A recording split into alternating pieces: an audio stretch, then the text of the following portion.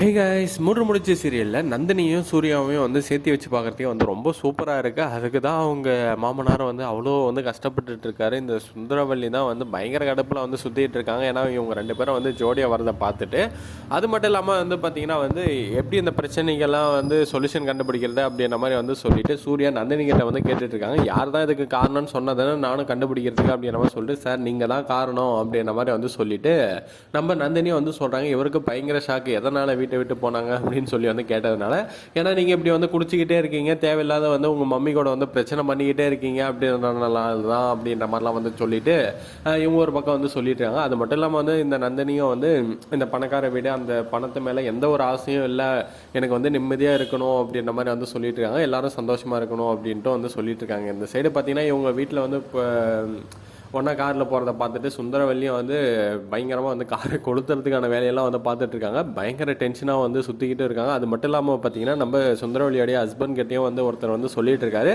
இந்த மாதிரி வந்து பிரச்சனைகள்லாம் காரணம் என்ன ஏது அப்படின்ற மாதிரி வந்து சொல்லிட்டு, நந்தினி உங்கள் வீட்டில் பர்மனெண்ட்டாக இருக்கணும்னா அதுக்கு என்ன பண்ணணும் அப்படின்ற மாதிரிலாம் வந்து ஐடியாலாம் வந்து சொல்லிட்டு இருக்காங்க.